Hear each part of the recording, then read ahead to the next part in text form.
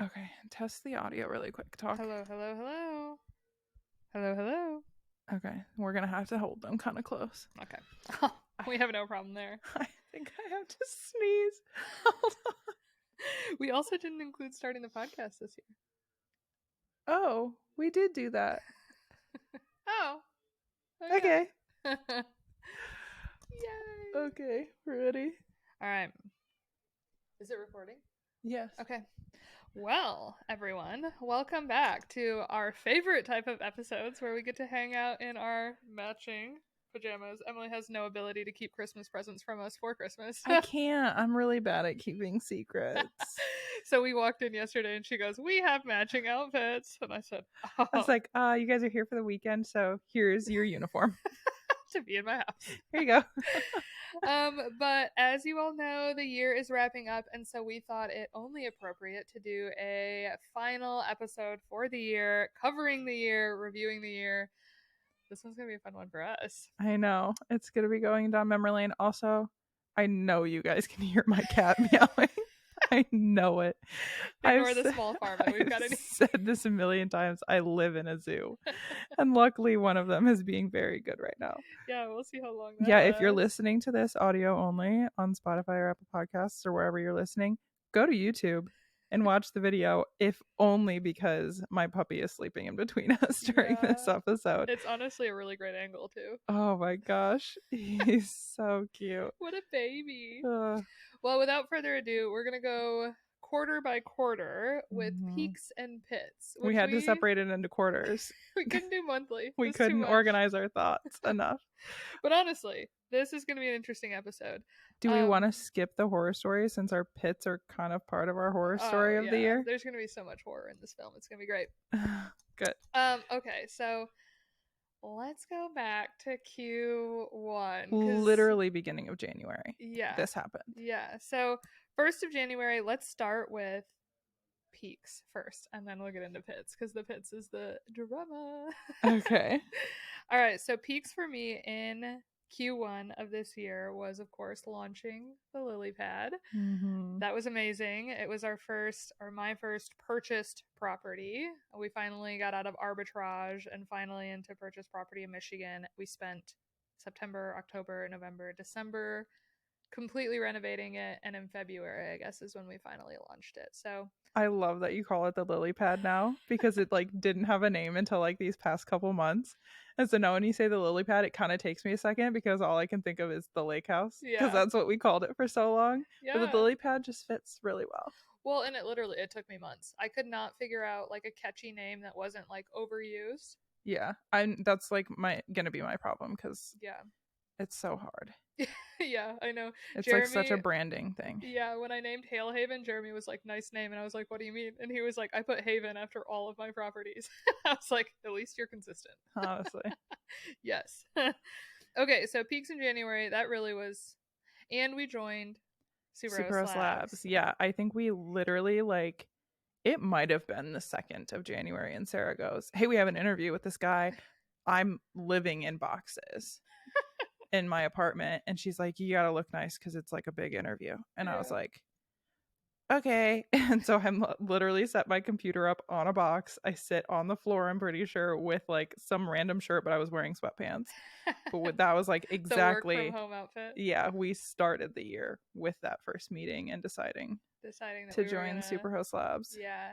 And walking into 2022, I mean, we knew we were undercharging for interior design. We knew that we were trying to gain traction in the real estate space, not really understanding what that traction was going to look like, but understanding that design wasn't like we weren't going to build a design firm. Yeah. We knew that. Well, I think we started at the end of 2021 running into, because we had undercharged for so long, that's what people were expecting out of us. Yeah. So when we started increasing our prices, I don't blame anybody for this because like we set that standard for ourselves, but people started like kind of pushing back and not wanting us to raise our prices or going somewhere else, and then realizing that we really were undercharging. And then they would tell us, they'd be like, "Oh, you guys actually, like, I kept coming back to you because you do good work, and you guys were so much cheaper than everybody else." And then when we asked for like more, they were like, "Yeah, no." So it was either we had to just like kind of completely cut that off and start fresh, or I don't know. Like I don't know what we would have done because people Yeah. weren't like they weren't ready for the transition because we had set such a standard that like we weren't charging more. Yeah. Yeah, it was a tricky situation. And also none of it was passive. Oh, 0% of zero. it was passive. 0% of it was had any sort of a compounding effect. So for both of us, we were like, nah. Yeah. Nah. Even though like at the beginning of the year, the last couple that I was like wrapping up as we were transitioning into Superhost Labs, it just like cherry on top why we wanted to leave. It was like some of the worst too, not the clients themselves, but some of the worst too with like shipping and deliveries and Yeah. returns and all of these things got they were so bad. And I was like, this is I'm done. Like after these, once we finally got it all done and everything was delivered, I was like, thank God. Like I'm done. We're done. I'm not Yeah. taking any more clients. We are pushing this somewhere else because that process is the worst. The design is so much fun. Coming up with the design board, designing, like putting that concept together, it was so much fun. It's literally the delivery, like order and It's delivery, the that's back the worst end. part. It's the back end Hate it. maintenance. Yeah. So, all right, let's get in. Well, that kind of really nicely leads us into pits for Q1. First thing, Oh realizing yeah, we were undercharging for design. significantly undercharging for design, which is a little disappointing to like look back and do, but I also think we built up our portfolio so much by doing that. So it's cool to look back at like what we were able to do. It's just like we like really set the bar low for what we expected for pricing. Yeah. Yeah. And well, and it was one of those things too that it was like it served as an attention grab. I mean, during Mhm. that time, that's definitely when we like kind of launched on TikTok. We started gaining a following on TikTok. That's why Superos Labs reached out to us. So at that point in time, I think we were at like maybe 30 or 40,000 uh followers on TikTok. And so although we were undercharging, I think there's this perception that if you have like a big following on social media, you're immediately making money, and that's like couldn't be further from the truth. Yeah, no. Which it's a learning experience, right? You don't know how to monetize your social media. You don't really understand how to charge for these Airbnb interior design situations because there's no one that's guiding you. And it was just, Yeah. we had like siloed ideas everywhere, and there just wasn't any like connection between Yeah. them. Oh my Um, gosh, monetizing your social media could be a whole different a topic. whole That's still a whole episode. thing. Yeah. So that was tough. I mean, we had branded ourselves for so long as Carwell Design, and Mhm. design being the focus, and you being creative, me coming from interior design, that was such a natural gravitation. But like we We knew in niched January, ourselves super far down and we knew we had to like scrap it. yeah, scrap it and essentially start fresh, Yeah. which then resulted in limbo. Yeah. We lived in limbo during Q1 because we like Joined I think Subaru yeah, we joined Labs. Superhost Labs. It went into February where I was finishing the last of the design clients. Hmm. And then it was like we were still working. Yeah. We were helping build Superhost Labs, but that didn't launch until end of End of March. Q1, so Yeah. beginning of Q2. Yeah. So we lived in this like limbo phase of what are we outside of that we're building Superos Labs because it Yeah. still was the two separate brands. Yeah. We were working simultaneously. Yeah. And that was like trying to figure out what was our content, what was their content, where we were going with ours since we weren't doing design anymore was a lot. Yeah. Well, and it was like it's so tricky because Superos Labs came into our life at the exact point where we knew we wanted to collapse and scrap and Mm-hmm. and rebuild. And so it was like this beautiful opportunity that landed in our laps from social media, from being seen, from putting in all this work that we already had done. But like you and I were very, very certain that we did not want to collapse Carwell, right? Mm-hmm. Like we did not want to get rid of that brand, but it's like, okay, what does that brand stand for now? Yeah. And so that whole limbo phase was just really awkward. It was like, who are we here? Who are we there? Like, are we talking to the same community we've been talking to? Are we talking to a new community? What is a fund? What is syndication? Like, what are all these like things that Subaru Labs is representing? And so there was a whole portion of education, a whole portion of rebranding, a whole portion of identity crisis that all was happening in Q1. And then on top of it, Emily and I had done this 12 unit. I mean, we had negotiated, closed, designed, found investors for, and installed this 12-unit apartment complex in Fort Worth, and the landlord called in January and was like, I want you all out. Ugh, so disappointing because I felt like I lived in that building. We worked in there for 3 months straight. Yeah. Like literally 3 months straight, and the landlord was like, yeah, we're done here. I mean, it was cool. It was cool. It was It's cool. disappointing. I mean, 2 of them were his. Yeah. And he just figured out I that, want you out.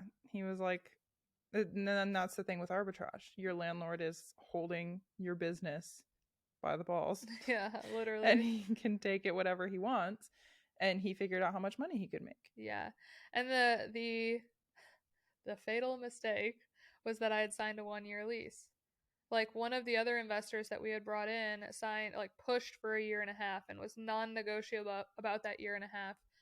And so, I mean, you have to invest a certain amount of money to get these properties up and running. So I think on that property, because mine only ran for a year, I think in total I made like maybe $5,000 off of it for a full year because you had to pay back your initial investment. So it was like not only the time, but then the money that you made. It was just a bad investment overall. So that was a huge pit. Good experience. Yeah, I mean, really good experience. Kept our lights on for a little while. Yeah, kept our lights on, gave us momentum nonetheless. Momentum nonetheless. Love it. So then we walked into Q2. And Q2 was if we're looking at all 4 of the quarters that we had this year, Q2 was my second favorite. I think Q2 was the least eventful. Yeah. But I think that was like what was so good about it, is that it was not eventful. We were just grinding. Yeah. And we were learning a lot during that time too. But there wasn't any like major chaos going on in Q2 for us. Yeah, there was no big fires. So peaks in Q2, we, as you all saw, launched Superhost Labs. And we learned all about that style of investing and what funds look like and how to advertise them legally. Yeah, there was so much education in that period of time. Yeah, at that portion of time, we intimately understood design, we intimately understood arbitrage. We, at that point, fairly well understood investing and purchased properties, but we did not at all have any exposure to partnerships or anything larger outside of using your own capital. I mean, we still were relatively green. So just the community alone that Superhost Labs gave us, like just being able to like be in a room and be able to pick brains who knew a lot more than you did and knew a lot more than I did. And like really, it was a safe space for us to like. Yeah, we got to learn from people that were like at such further stages than us. But then we also met people who were exactly at the stage that we are. Yeah. Which was really nice because like in Airbnb, it feels like we all know each other to a certain extent. Like we all talk to each other, we all consume each other's content, but we actually got to physically meet these people in real life and get to know them and become friends with them. And that was really cool. We got to like meet our internet besties and love Maddie and Skylar and still are friends with them to this day. Like absolutely love them. And then Eric, who we met through Superhost Labs too, him and his girlfriend Wanda, they do Airbnb, very similar like experiences and stuff. He's also from Michigan like us. He's a Midwest guy. We love that.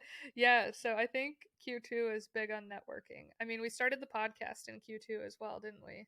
Yeah, I think we launched the podcast right when we launched Superhost Labs. Yeah, because we had those backlogged. Well, and this podcast too, I mean, it was one of those things where we started as kind of like a way to network, and it has done just that. Oh my gosh, yeah. Like there has been a lot of value that's come from these podcasts.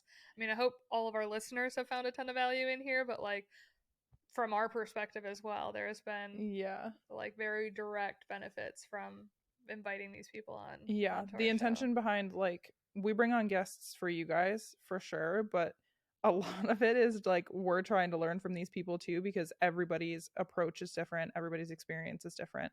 And so we get to learn right alongside you guys. Yeah, it's been a huge perk. And then Pitts with Q2, like you mentioned, they weren't so bad. Mm-hmm. But we did have, again, it's just that identity crisis that we went through. That honestly was like a pit that I think I wrote down every single quarter. Yeah, this year was a very big identity crisis year, which I think is probably more normal than we think it is, Yeah. because we essentially scrapped our entire business, and I think it takes it realistically, like, you want to just keep pushing and doing all these things, and I think we've done a really good job at doing that, but to figure out exactly what we want to do, people take years and years to like nail down what their business is going to be, and we completely scrapped our business at the beginning of this year. So I think we're on the right track for sure, but it just felt like this whole year we spent just like turning the wheels and trying, Yeah. like, throwing noodles at the wall, Yeah. trying to figure out what we want Carwells to be, what value it brings to people. Yes, it's been a noodly year for sure. Noodle. It really has, though. Oh yeah. But it's been fun. I feel like the year as a whole has been. I feel like I went through college, like all 4 years of college in 12 months. Like Airbnb, if there was a year that I would dub as Airbnb college, it would be this year. Yeah, I will say most years recently have been passing very quickly, and this year felt very slow. I think specifically for that reason, because it felt like college in the way that, like, you're not actually gaining traction yet. Like, you're still learning so much, and so you're not like taking off. Yeah. And I'm hoping that that's what 2023 is the takeoff. And it sounds so stupid because we did so much this year and we actually got like a lot done and we accomplished so many things. So like that phrase sounds weird, but it really just felt like we were running in place for a while. Yeah. Well, yeah, and it still feels like that. I think that what a lot of like people who consume our content don't understand or maybe don't get to see is that like you guys are watching us figure it out in real time. Right? Yeah. And like there are things that like we can't expose to everyone, right? It's like there are things that we're working on that you guys don't get to see yet, or like there's a lot of chaos that's going on behind the scenes that like you can't. I mean, I guess we could expose all of it, right? But I don't. That's impossible to do. There's too much time. But it's just like one of those things that you guys don't see on the back end. How much is happening? How much, even though if you see numbers going up and us moving on into new properties and things like that, it's like there's so much that feels like it's just stuck. Yeah, we're Like doing a lot of this for the first time. yeah, There was a phrase that came up recently where somebody said your parents are this is their first time being parents, like they've never lived a life before. yeah, And that's what I feel like it's like for us. Like, it seems yeah, like we have everything figured out probably to people online, but we're a lot of this we're just like doing for the first time and figuring it out. yeah, yeah. I honestly like currently speaking of Bryce, I think he does a really good job of that. Like he's the only other one in the space where I'm like he like has a lot figured out and doesn't have a lot figured out and is very vocal about both. Oh yeah. And so it like almost makes his content like easy to consume because I'm like, oh my gosh, everybody else is doing the same thing. It's fine. Yeah, he makes Everybody it else is very in this obvious that chaos. he's like, I don't know what's going on, but we're gonna figure it out. Yeah, Like, this is what I do know. mm-hmm. And then we'll spill And that, then and we'll so it run makes from it there. so genuine. But yeah, Mm-hmm. there is that like constant balance of like you hold authority in this space, like we hold authority in the Airbnb space and we are experts in a lot of ways, Mm-hmm. but in a lot of ways we are beginners as well. And so it's just a really hard balance to like understand how to continue holding this like persona in a space without making people question how much you actually know or like whether Yeah. you're doing it right because you don't know if you're doing it right. Yeah. I think a lot of like the feeling like I'm not gaining traction part was more like not necessarily questioning knowledge that we have, but like how to portray that knowledge to other people. I Yeah. think was the part that like was the hardest thing, is like how do you navigate giving that information out to other people, and how do you do that? When do you do that? How do What's you get it to be well received? Yeah, what's the right way? Like, I don't know. There's a lot of I think that was like the biggest thing, because I think obviously we learned a lot and we don't know everything about the space yet. We're like learning as we go, just like everybody else is, but there is so much that we do know that is valuable, but it's like, how do we put that out to the world? Right. Right. Yeah.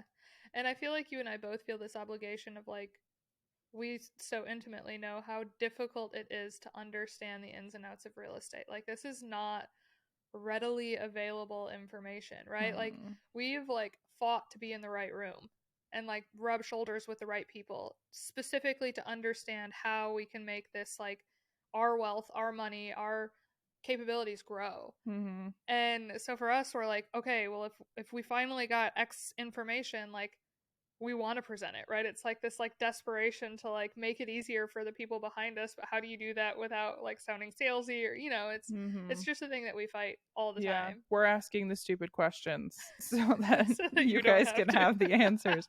Trust me, I cannot tell you how many times I texted Matt or Byron being like, this is a really dumb question, but I don't know the answer, so I need you to answer it for me. And they both were incredible about answering all of my questions. But like, yeah, it's like, how do you give that information to people? People get upset if you want to charge for that information, but like, we work so hard to get it. It's like picking and choosing, and we don't want to be salesy. We want to genuinely help people. Yeah, so all of that goes into our identity crisis. And like leaving design, we were just giving design tips before. It was just a whole thing. It's like, okay, who are we in the space? Who are we talking to? Are we talking to investors with Superhost Labs? Are we talking to existing hosts because we're training people on what we do, best practices? Are we talking to future hosts who are new, who are like 18-year-olds who are interested in Airbnb? Are we talking to people who love design but are interested in Airbnb design specifically? Are we talking to interior designers? Like, there was just, and we didn't, I mean, it changed. It's literally still evolving. Like, we still don't fully understand who we're talking to, because I don't think we fully understand what corner in the Airbnb space we're standing on, which, and not wanting to leave behind. Like, we didn't want to stop talking about design because we knew that so many people found validity and like they liked our design content. So then like, we don't want to leave that behind, but we're also like transitioning ourselves, and wow, the identity crisis portion. So big. We're clearly still struggling. It's fine. So if you're in that boat too, just know you're not alone. That entire section right there just like really sums up the chaos of our internal conversations. So well, that was Q2. Didn't I just say that Q2 was the least chaotic? I'm a liar. I am lying to all of you. I'm lying to myself. Okay, so let's move on to dun dun dun. Q3. Q3 was, for lack of better words, a shitstorm. The worst quarter of the year. The worst, by far. The worst quarter in Airbnb that I've had. Yeah, easily that I've had. Q3 in the last 3 years. Sucked. Let's just put that out there. Q3 sucked. We need therapy from Q3. I'm in therapy. I'm in therapy. I'm in therapy from Q1. I still have to reach acceptance that I need therapy from Q2. Oh, well, I'll send you Donna's number. God bless Donna. Honestly, she's the best. Although Q3 sucked so bad. Yeah. There were still some peaks. There were some peaks, so let's start with peaks, Q3. And then we'll switch to pits. But all right, peaks for Q3 was the 4th of July week. 4th of July bender. We essentially, as Carwells, got to throw our first networking event, but it was like a bender networking event with all of our friends. Yeah. And all of our friends at this point are all in the Airbnb space. Yeah, everybody's in like this industry to a certain extent. And we just got to hang out. And honestly, I was like, oh, it's just going to be like a fun weekend and we're all going to talk. We talked so much about business that whole weekend. Literally, Airbnb was the conversation. Yeah. And like, I knew that was going to be talked about, obviously, but like, it was just so fun. It was so fun. And we completely unplugged for that whole weekend. Well, some of us didn't have a choice after some days to unplug from their phone. Oh yeah, Emily may or may not have. I didn't put that on my pits. Dropped her phone in the lake. My phone got dropped in the lake. So anybody who goes to Sarah's lake house, you find a phone on the beach. Let me know. Floats up. It was a peeing incident, not a paddle boat. And it all after a full day of adult beverages, don't bring your phone on the lake, people. Don't bring your phone on the lake. Worth it. Well, anyway, we were quite the buzzkill coming back from that paddle boat. We like get off the paddle boat. They were trying to ice us. Yeah, everyone. I mean, we're walking back into a house with like 20 people at it, and Emily had just lost her phone, and so all of us were like somber. You know, it was like one of those moments where you're like, oh no. Oh, like, it was so this bad. This is such a womp womp moment. And so we get off the paddle boat, and everyone was like, they had set out Smirnoff Ices because they were going to ice us, and everyone was like excited for us to come back. And we get off the paddle boat and don't say a single word. We all just walk straight into the house. Everybody was like, no, you have to go to the dock. You have to go to the dock. And I'm just walking straight into the house. I was like, my phone's in the lake. And Tyler goes, what? I was like, I don't want to talk about it. Yeah, it's fine. But I mean, that was such a big moment because for both of us, not you falling or not the phone in the lake, but that weekend or that week, I guess, in general was such a big week for us because you and I have always been vocal about how Airbnb is first a lifestyle play, second an investment. And so for us to, have a property in Michigan, growing up in Michigan, you like have friends who have lake houses and it's like the The place to dream be. to have a lake house as an adult in Michigan. Yeah. And so to be able to like host people that we love for a week in a house that we own, it just was like it was the highlight. I think it's funny because Q3 was like absolutely the worst quarter, but that for sure was like the highlight of the year for me. Yeah, I think it was, yeah, it was perfect. And literally, like, I feel like so many of us have been like, okay, so what lake house are we doing it at next year? Yeah. Like, it's going to be a yearly thing where, like, this group of people just gets together Yeah. and goes to somebody's lake house and we get to party and network for the whole weekend. Yeah, there is joy when you find those spaces where you can be your professional self and your wild self all in the same All space. in the same And space, actually yeah. have people that you're partying with that you can like grow with outside of that. So Yeah, absolutely. it was amazing. Came out of that weekend with so much inspiration. Yeah, so many good friends. Yeah. So all right, so that was a big peak.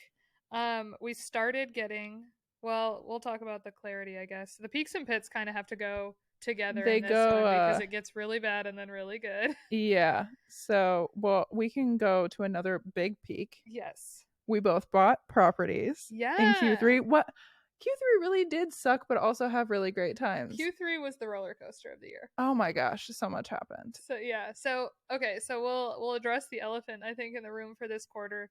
And we've mentioned it on social media, but we don't talk greatly about it or we don't talk in depth about it. We decided to step away from Superhost Labs, which was the pits. Yes. It was a really hard decision to make because we had invested so much time into doing 7 this. months. 7 months of our year, and we like completely revamped our business, which needed to be done. Yeah, we so were I going to think do that anyway. we were going to do that anyway, but it pushed us to do that. And so we were still having an identity crisis though when we did decide to leave. And so it was just a hard thing. It was a hard decision to make, and then it pushed us into a direction that like we had to start making some decisions about what we wanted to be and what direction we wanted to go in. Yeah. And I want to be clear here too, like there are so many people that invested in Superhost Labs because of us representing them and because of us launching it. And that it's still a great investment. Like I want to be very clear to anyone listening to this, like if you invested in Superhost Labs or if you're considering investing in Superhost Labs, investing passively in short-term rentals, I will for always and forever, assuming that the industry stays the way that it is, encourage that. Yeah. For us, stepping away from Superhost Labs was such a complicated decision because when we realized that we wanted to step away from design and we wanted to step into something else, there was this huge missing education factor because me or you, like neither of us have people in our back pocket, like our parents or mentors, or like we don't have anyone who has great experience in real estate. We don't know a single person in our immediate network that, has made it big in real estate or really understands how to like have real estate change your life. And so when we were ready to leave Carwell Design and step away from designing for other people, we needed the education. And Superhost Labs absolutely brought us that education. That was by far the most beneficial portion for us with Superhost Labs. But ultimately, we just kept struggling with this identity crisis, right? Like, at the end of the day, we didn't leave, like, I didn't leave a 9 to 5, and you didn't come on this journey with me to, like, have a job. And I know that's not what Superhost Labs was, but it was, right? It like very much was a job for us. It very much was eating up at least 40 hours a week. And taking us away from building our own and it was portfolio. It was like we were approaching two different audiences, right? Like the Superhost Labs audience was a very different audience than us because we're like very much so we do a lot of it ourselves. We're adamant about that anybody can get into this space if they want to work hard enough to do it, Yeah. and giving tips and tricks. And that's just a different person than the person who wants to do it passively. So we Yeah. were trying to come at it from both angles, I think. And that was where a lot of the identity crisis started coming in, because we were like, we believe in both sides of it, but like our personal journeys Yeah. were different Yeah. than what the Superhost Labs journey was. Yeah, and we couldn't carry both. Like we couldn't Yeah, it continue was too building much. like it didn't make Carwell wasn't thriving and Mm-mm. Superhost Labs was thriving, and all you and I could think about was how we wanted that to be reversed. Yeah. Um so, all things said, I'm proud of the work that we did at Superhost Labs. What made it super difficult to leave was really the community, right? It's like all of a Mm-hmm. sudden we were on a team with a ton of people, and Weekly people, meetings and yeah, like, yeah, yeah. just So, everybody talks about how lonely entrepreneurship is, and it is lonely. I mean, Emily and I were talking about that this morning. Like, even with having a partner, it gets lonely because the battles that Emily is facing every single day are different battles than what I'm facing. yeah. And so still, like, whatever drama you're dealing with, you're like to a certain extent dealing with that drama alone. And so it was nice to have that community. Um, but yeah, we decided to step away, and that it felt like a waste of 7 months. Yeah. I don't think Um, it was, like, obviously with like the education and stuff that we got out of it, and the community, because we do still have somewhat of a community yeah, from that group of people. And so it wasn't, but it just felt, because we had put Carwell's on pause essentially, it felt like a waste yeah, when we came out of that. But it did start, like, the peak to that is that we had direction to where we were going, because we had more education and more things that we knew coming out of that, and just a little bit of clarity on what we wanted, because I think yeah, coming out of design we didn't really know what direction we wanted to go in, and I think it gave us a lot of clarity on yeah, that to a certain extent. We're still yeah, having an identity crisis for sure, but like, we've checked some boxes that are no's, yeah, I think. yeah. And I think you and I too just have always like had a little bit more of a boutique style dream. Mm-hmm. Like I think, for the both of us, we knew that we didn't want to be as hands-on with design as we were before with individual clients and properties that we were just getting paid out once. But even with Superos Labs, it's like we couldn't be all the things that we wanted to be because it was too big. We had to hold like a specific role. And Mm-hmm. so for that portion of our time with Superos Labs, it was 100% social media. Like we were their marketing team essentially. And although we love the marketing, like obviously, you guys see how much time we spend on TikTok and Instagram. It's just like that wasn't the thing that was going to really truly grow our wealth. And so it's like, okay, we need more time to be spending on our own portfolios and our own situation. And we didn't leave our 9 to 5s to go back to another one. So it was so many tears. So many It tears was were the right shed. decision, but it was a hard decision. It was a really hard decision.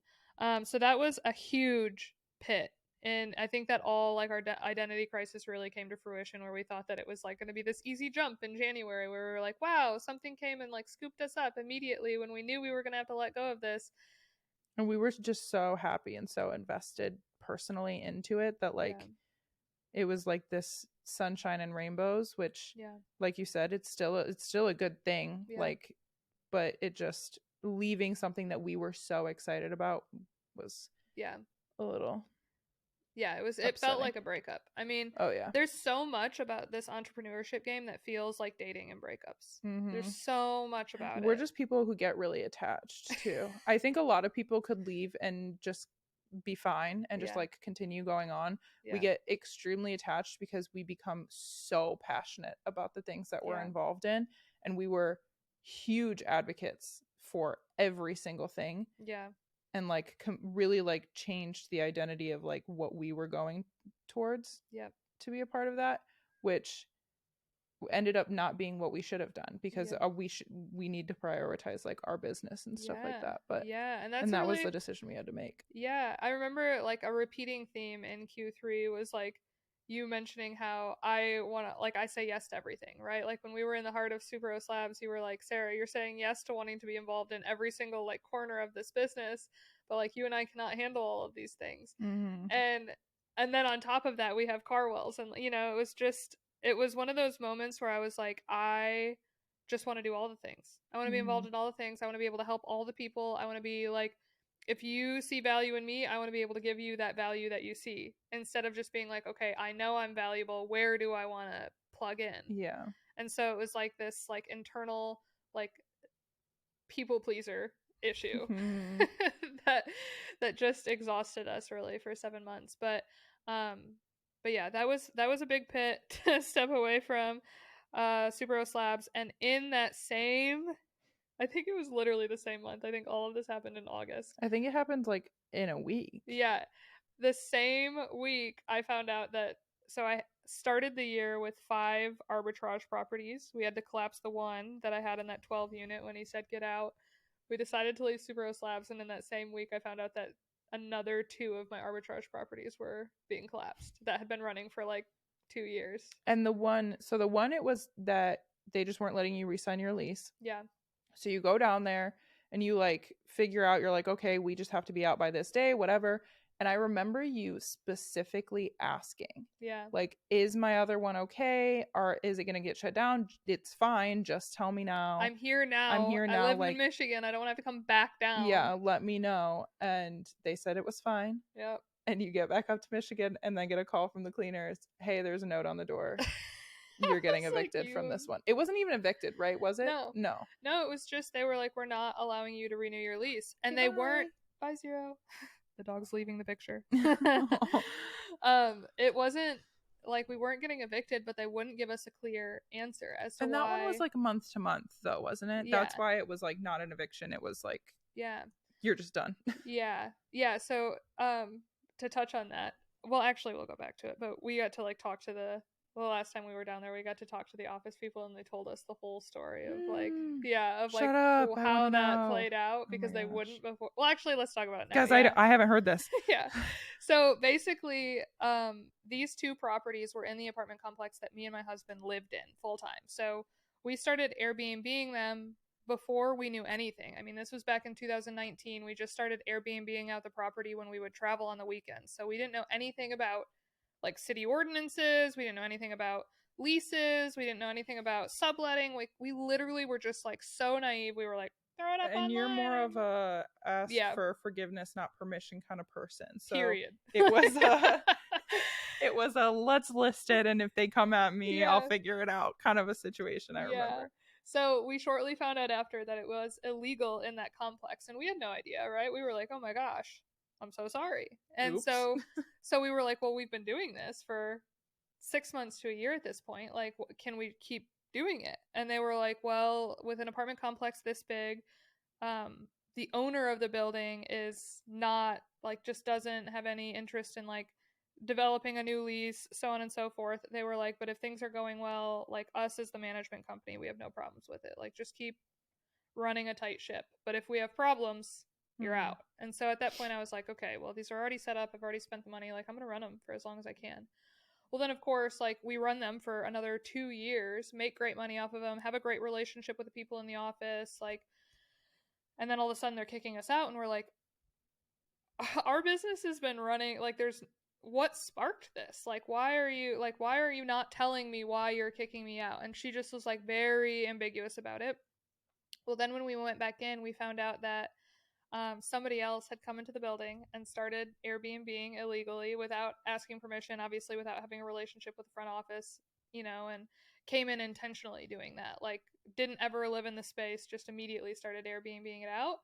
Well, because they weren't targeting a higher end clientele, they put like crap furniture and just, priced it really low. And for our listeners, if you're not aware, like apartment complexes are really nervous about not being able to run a background check on who's in that building, because it puts everyone else who pays there to live full time there at risk. Yeah, especially like the security that they have to have in place. Yeah. And all that. And like some apartment complexes don't have cameras in the hallways because of the way that the building is set up or whatever. And so there's just like extra steps that they need to take if that's going to be going on. Yeah. So long story short, whoever that Airbnb host was, like for myself, when I would schedule maintenance, I would always like tell the maintenance man, like, hey, this day is vacant, or hey, someone's checking out and checking in, you have from 10 to 4 to go switch out the vents, or like whatever the case may be, or the filters for the vents. And So that host didn't do that for him. He didn't know it was an Airbnb, and so he got a request to go in and do some maintenance and came in and the guest pulled a gun on him. Yeah. And so then the maintenance people were like, oh my gosh, like this is, turned into something that we didn't want it to be, brought it up to the owner, and the owner was like, I know some of these have been run underground. Like, I know you've allowed some people to do it for the last 2 years, aka me. They were like, we want them all out. And so she was like, yep. Can't blame them. Can't, right? Oh my gosh. I would lose it if somebody Yeah. pulled a gun on me. I would have just started crying. Yeah, right. So, I mean, and it's totally on that host. Like the entire issue is on bad host. See, that's why we just like continue talking about pushing bad hosts out of the space. It sounds so insensitive and mean, but like that host cost me thousands of dollars. Run your business right. Yeah. Like figure it out. Especially if you're going to do it under the table, right? Like illegally, run it right so you don't get caught and screw everybody else over. Yeah, you better have a tight ship. So, yeah, it was unfortunate, but I mean, at the end of the day, like the whole purpose of those arbitrage units was to give us money for a property that we could purchase, and it did that. And so I just was like, you know what? It is what it is. It is what it is, but we got kicked. So we went from 5 units, now we were down to 1 because Ethan and Kenny had that other one that they just decided to collapse on their own. So we started the year, with something that was producing $50,000 a year to now producing like $15,000 a year. Yeah. It was like this huge cut in pay. Yeah. But it's fine. It's fine. We moved on from it. So at least you got to keep the one in the best building. I still look to see if any vacancies come in that building. I want one in that building to this day. I'm like anti-arbitrage pretty much, and I still want one in that building. Yeah. I need an investor with $4 million, and then we can buy it. And then we can kick out the person who has 6 units in there. Well, yeah. I want one. I just want one. I know. If there's literally any investor that's listening to this that has that kind of money and wants an insane purchase, I've got one. But I'm not announcing where it is because it's been for sale for years now. It's been for sale for 4 years, and we've run numbers on it. It makes all the sense in the world to run it as an Airbnb, as a full property. We've got 2 years of income showing, like proof of concept, because there's so many Airbnbs in there. And the guy that owns it is a son of a big developer who just like handed his son this building to like manage, and it's just been sitting for sale. And I'm like, I want it so bad. How many months of OnlyFans do we need to get that kind of money? Sarah and I have been joking about making an OnlyFans all year, you guys. Yeah. All year. Mr. 4 to 8 is the only person in the Airbnb space that has an OnlyFans. Oh my gosh. Like, sir, how much are you making on that? Mom and Dad, don't listen to this, but I want one so bad. I will sell so many feet pics. I don't even care. I know. I have no limits. I know. I want that building but that is on my goal. I would love to buy that building. So anyway, So we still have one in Fort Worth. It is, and honestly, like when I went back and looked at the financials, that one is the most profitable. So at least we got to keep the most profitable unit, and like they're not kicking us out. Like I've already talked to them for next year. They're keeping us. So really my goal is to just keep it until I can buy the building. Saving them pennies. Yeah. So, and then the last peak, so we had 4th of July, we had Clarity again. We both bought properties, and the last peak was developing my relationship with Matt. Matt is my broker Matt on social media. He just like reached out to us on social media, and he's from Michigan as well. And we had him. He's been on the podcast, so you guys have heard his story. Yep. Yeah. And he just ended up being, like, now looking back, definitely one of the most valuable relationships that we created from the podcast over this past year. We'll get into that more in Q4, but yeah, that was a huge, I mean, he came right after Superhost Labs, and I just remember like being in such a mental rut after deciding to leave Superhost Labs, knowing that it wasn't right, but not knowing what that next step looked like. And like we still don't know for sure what that next step really looks like, right? We're making some moves to really try and feel it out, but I just remember Matt sitting on the phone with me and being like, Sarah, you will look back on this experience and you will be so thankful for it because you don't understand how valuable that education that you got there was. And so all you and I can feel is like the pain, the regret, the like, just the amount of effort that went into it that we didn't really see any fruition come out of, but I just don't think that we've seen it yet. Or I'm Yeah, hoping that we haven't seen it yet. I think it was just like initial, like all we could see was what was right in front of us, and long term it'll have been such a good decision. But Yeah. Yeah, so it was good to have Matt, and now Matt I feel like is playing the role of number one mentor for yeah, for yeah, Sarah. Matt's a good relationship. He helped me get my house. Yeah, he helped me get my house, and now we're in Orange Cadillac together. So, Yeah. all right, so let's move on to Q4, which is hands down, easily, in my opinion, the best quarter that we've had. We're still in it. We've still We're got a month still to at it. go. But it Knock on is. freaking wood. But we have earned this quarter. So far, this quarter has started out incredibly strong. So let's start with peaks. Oh, well, one huge peak that just happened, what, a few days ago, last week. Yeah. We hit 100K on TikTok. Ah, that six-figure mark. It feels Oh, good. it feels so good. Oh, I don't know what it was. It was like all of them have been cool, but Yeah. hitting 100K just felt good. Yeah. Well, I think especially after, like, you'll see people who, like, you know, get 100K after like 2 months on TikTok. And it's because they've like decided and executed their message. Like, I think Mm-hmm. for me, I think the reason why the 100K feels so good is because our chaos is resonating with people. Oh gosh, You yeah. know? Like this year, we have like absolutely gone through this huge identity crisis and not understood exactly who we're talking to on our social media. And people are still resonating with And it. people are still resonating with it. And so it's like, I don't think we understand exactly why they're resonating with it yet, or Yeah. like exactly who we're talking to still.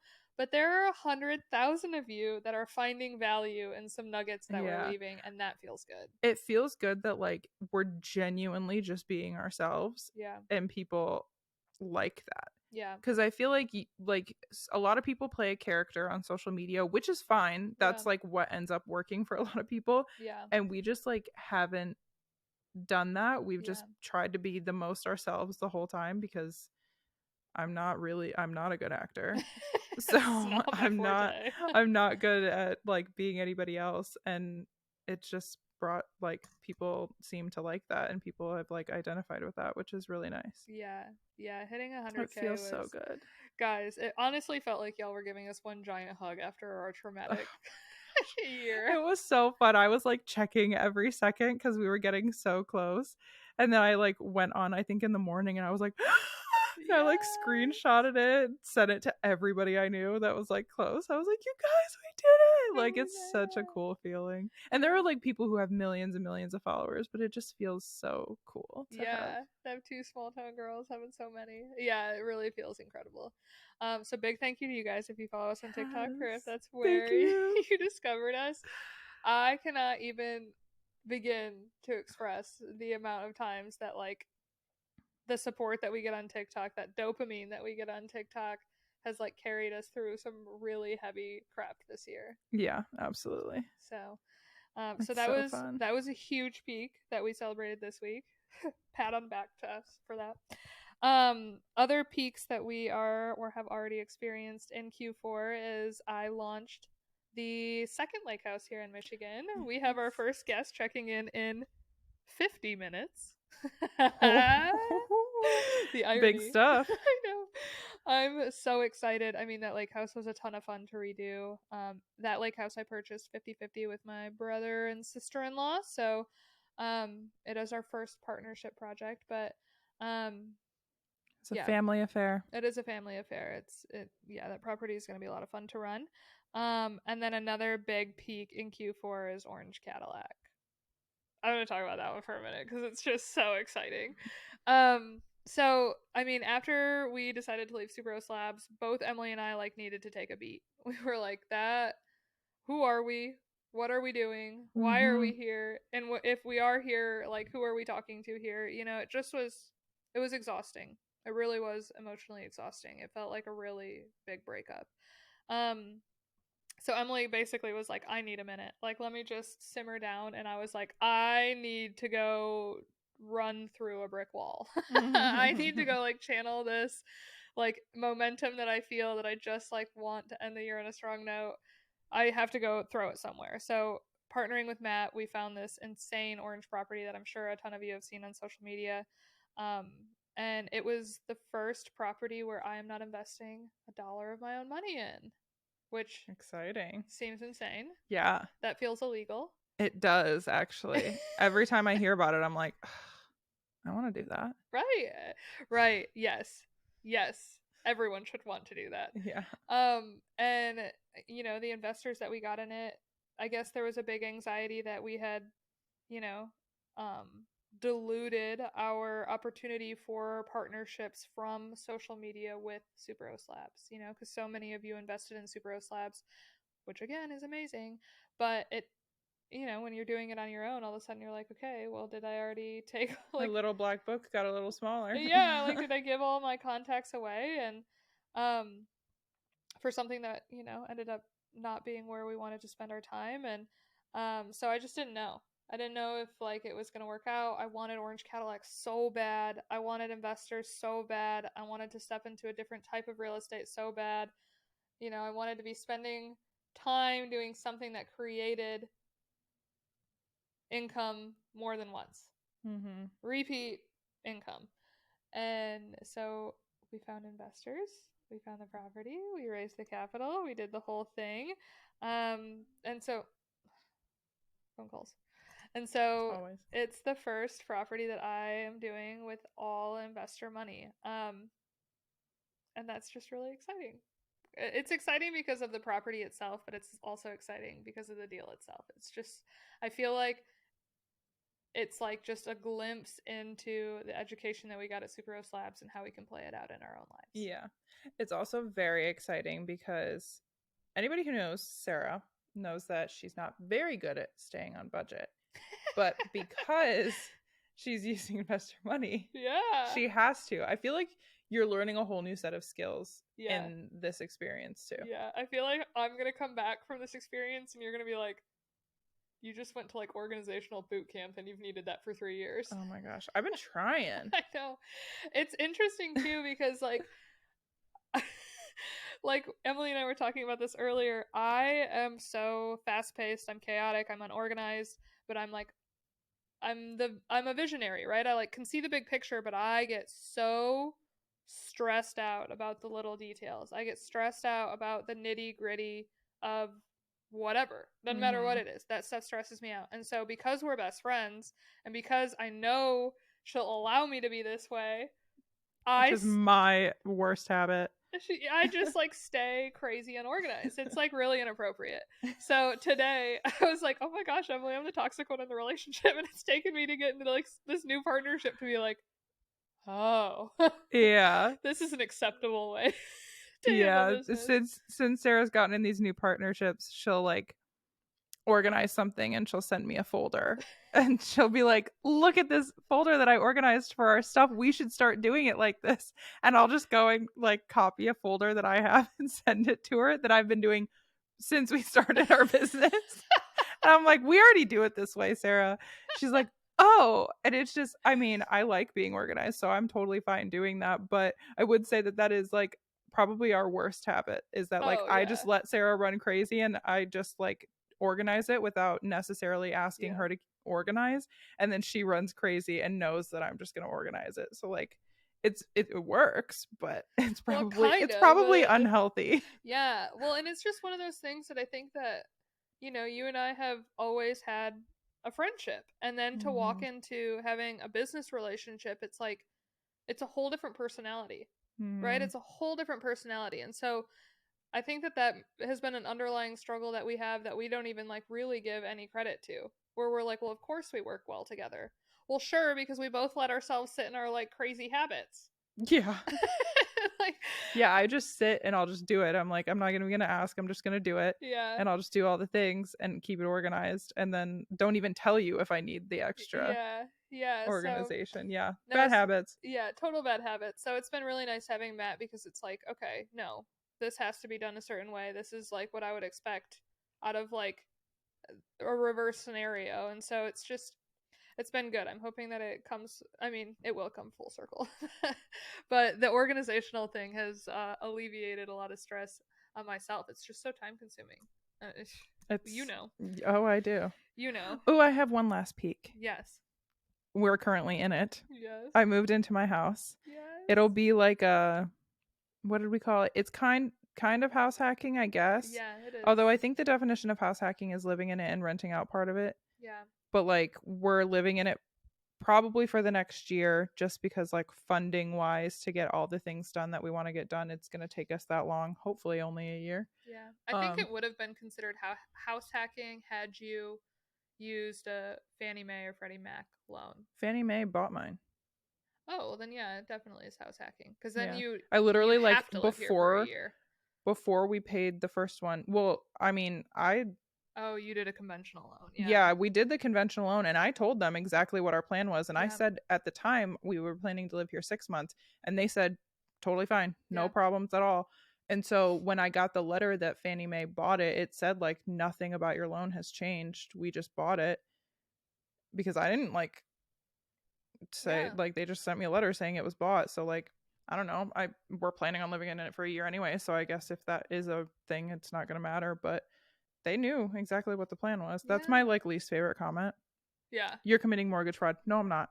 I'm not. Do you think I'm saying this online and like I didn't double check first? Yeah, you don't think I've asked the 18 people Yeah. that I had to go through to get this house? You think and this I was didn't chill? ask? You think I didn't ask the questions before posting it online? No, I'm not. Yeah. No, if anyone was gonna do that, it would have been me. Oh my gosh, it like stresses me out because then I'm like, wait, because I like question myself and then I'm like, no, Emily, you asked that question. Yeah. It's my least favorite comment. Yeah, dude, I've gone back to my lender after, like, when we've, yeah. Anyway, I went back to my lender and I was like, "Is this mortgage fraud?" Because we moved out of it after 6 months. Yeah. And she was like, "Literally no." I was like, "Okay, well, I have it in writing at this point, so." Right. But yeah, I live in this house now and I love it. And this house, I mean, it's like, it's so interesting because it's like there's so much like carried character that's in this house, that's in the Bitely house, that's in the Hale house, that all of these are like they fit the same outline criteria, and they're all amazing. Like this property is amazing. It's gonna do so obsessed well with on it. Airbnb. I think I'm gonna start painting next week because I'm just stuck here while Tyler's on a trip. So yeah, she has a husband that travels a lot for work. So. Yep, that's also another reason we're gonna do a year because he leaves for 3 weeks at a time and I can only get so much done by myself. Yeah. So Q4 has been a real winner for us. Between all of those things, pits honestly have been just new problems as we kind of hone in. I think learning new challenges that come with the things that we're pursuing. Yeah. And I think, I mean, collectively, especially, like, I know for me and my husband, and probably for you and Tyler as well, as we kind of go into this next phase, I just want partnerships. I just want to rinse and repeat Orange Cadillac over and over again. I want to use as much of investor money as I can for whoever wants to make it passive, and I just want to develop the market here in Michigan.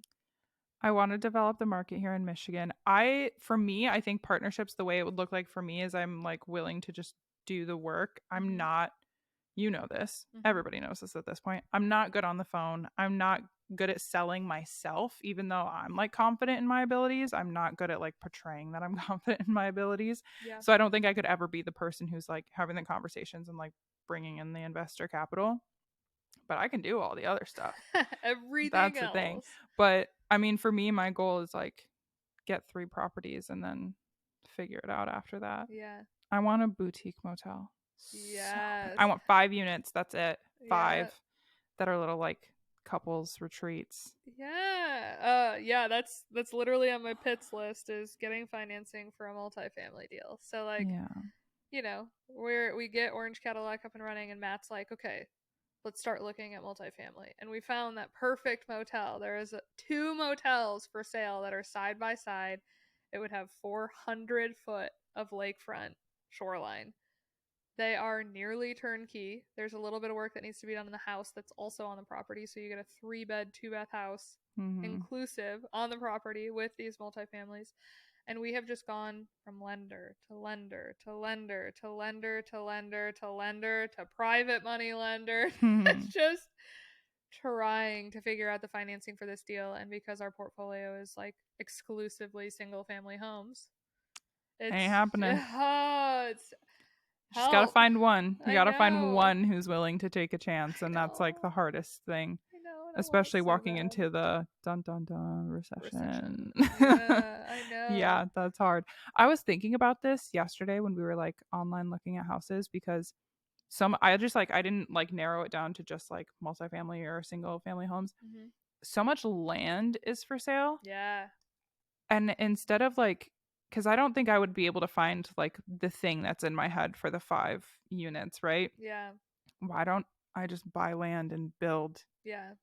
the 5 units that I want on it? 1000%. Yeah. I think A-frames. the immediate problem we're gonna run into is we're gonna be like, why not 10? Oh, I don't want to manage 10. I don't either. But what if we arbitrage them? Right? Like, well, Don't steal our idea. yeah, we have to find the perfect piece of property first. Yeah. But yeah, I But mean it's that's Michigan. There's property everywhere. yeah. And honestly, I feel like you and I both are walking into 2023 with all the tools that we need in our toolbox to really start scaling. And so Yeah. now the problems are like, okay, who's going to give me financing for it? What investors are going to come in? It's not like Mm-hmm. how do I work with investors and how like it's It's more finding the so who, just not the what. yeah, it's more so finding the Yeah. people. I feel like it's like what Eric said the last time we talked to him on the podcast. It's like the rocket is taking off Yeah. and we just have to like wait. Yeah. Fan the flames. Yeah. Just like, please go. Yeah, please Please don't go. explode right when you get up into the Yeah. atmosphere. Yeah, and I just think that it's increasingly difficult to get financing in particular for Michigan properties because there aren't ample comps. It's the Mm-hmm. same reason why it's like you need a particular. Is this still recording or no? I don't know. Should be, hopefully. Okay. Yes. Hi guys. Hi. Welcome back. But it's like, it's the same reason why it's difficult to find investors because Michigan is a risky market. Yeah, Kind it's of. hard. Kind of risky market, but again, in comparison to the rest of the country, if you know what you're doing, it's like literally the most profitable market. So I know. I feel like the more we talk about it, the more people are gonna like start coming here, and it's gonna get flooded so fast. I know we're gonna be a catapult for Michigan, which Oopsies. welcome, but you better be doing a good job. I know.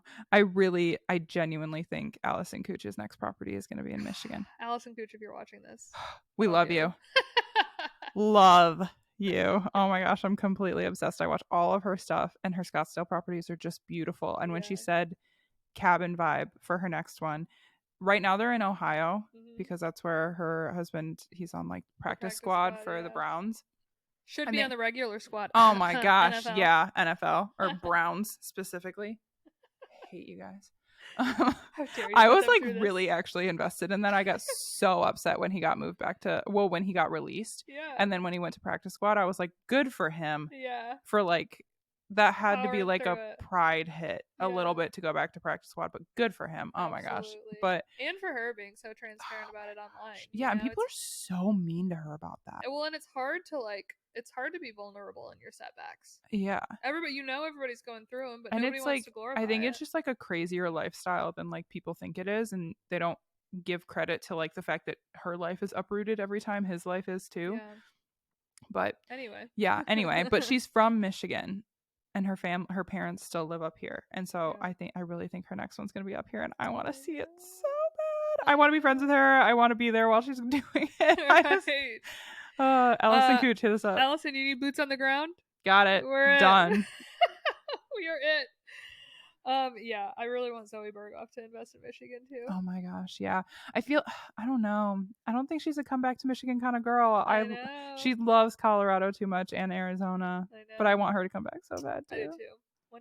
One day we'll sucker her back into Mm-hmm. it.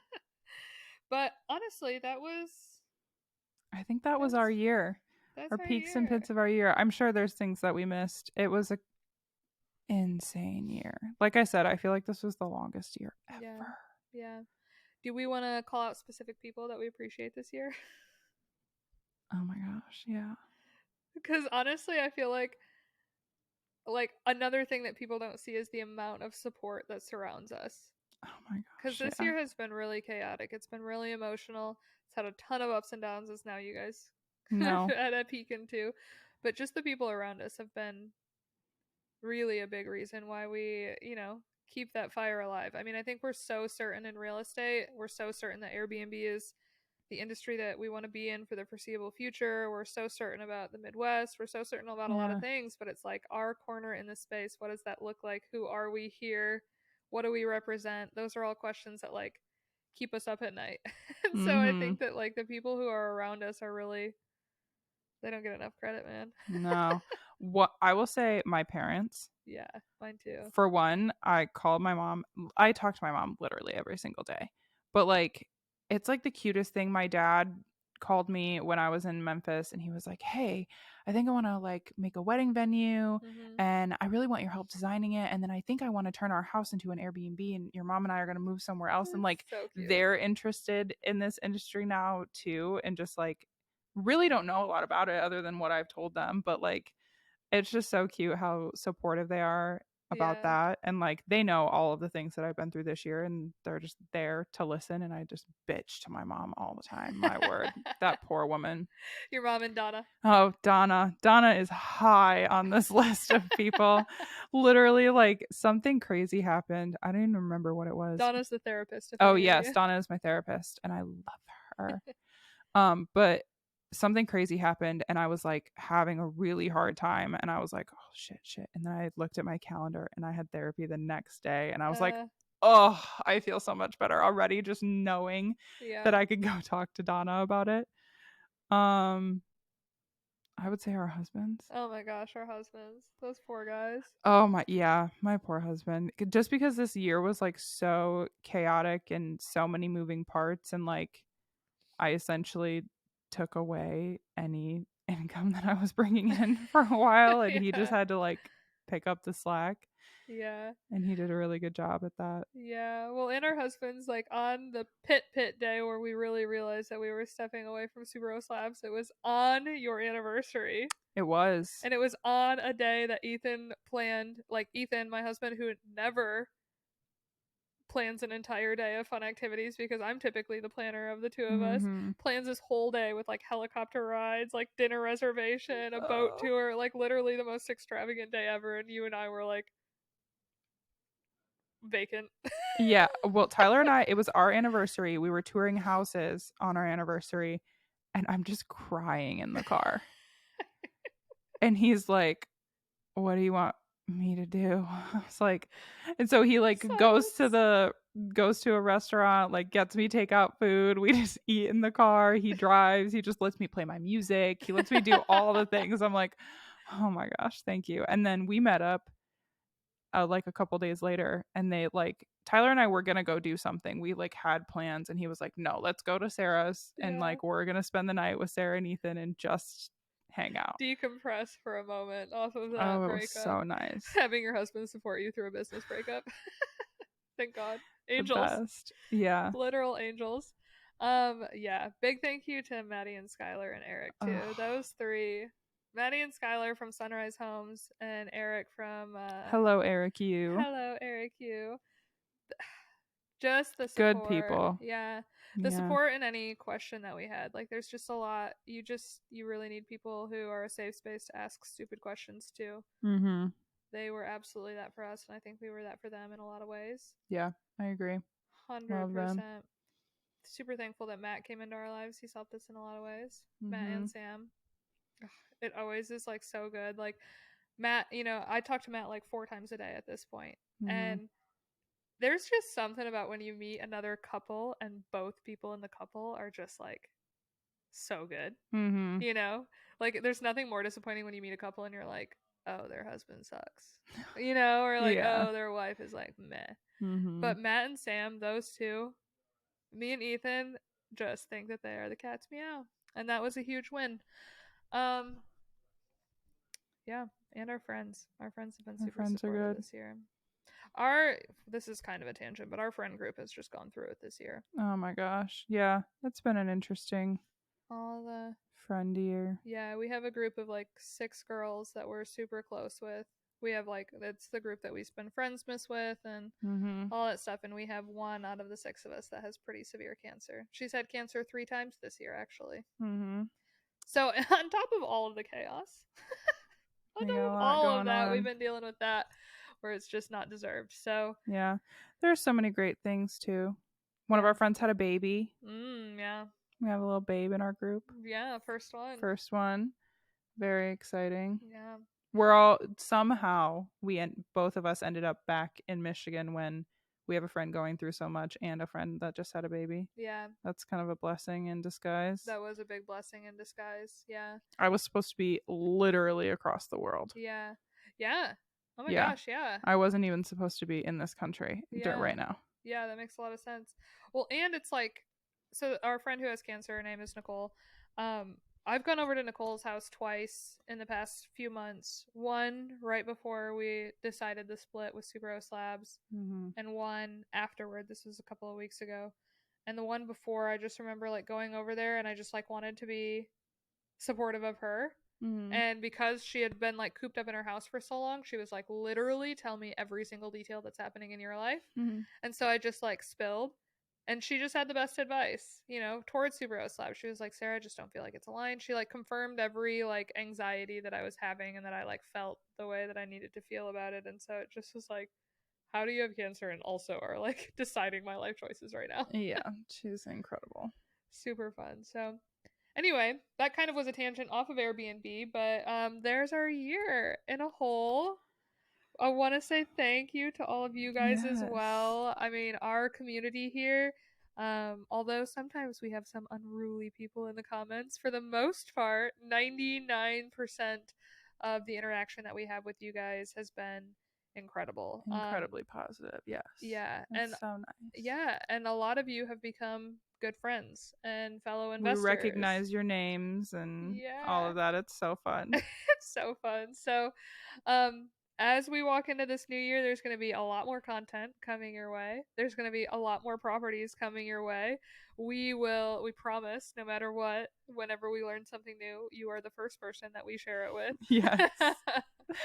And our DMs are always open for suggestions as well. I had someone last week that was like, do you like when people tell you like a different perspective? And I'm like, yes, literally it's like a cheat code to our business is when people correct us. Yeah. Yeah. And we definitely like giving opinions. We are pretty headstrong on some things, but Yeah. there are other things where like we need perspective. Yeah, absolutely. So keep connecting with us. We appreciate all of you, and we hope that you had maybe a little less of a roller coaster of a year than we did. But and thanks for buckling in with us yeah. on this roller coaster of a year. You guys saw us go through two pretty big rebrands this year and stuck with us through it. So Yeah, we appreciate you more than thank you. even know. Hopefully we'll have a little more clarity as 2023 starts. Or not, whatever. Or not. You guys are along for the ride now. Yeah, whatever. We'll figure it out. Maybe we'll come up with a new business venture next year. Maybe. We'll see. But we appreciate you guys. Thank you guys so much for listening, and we will catch you in 2023. Bye. Bye.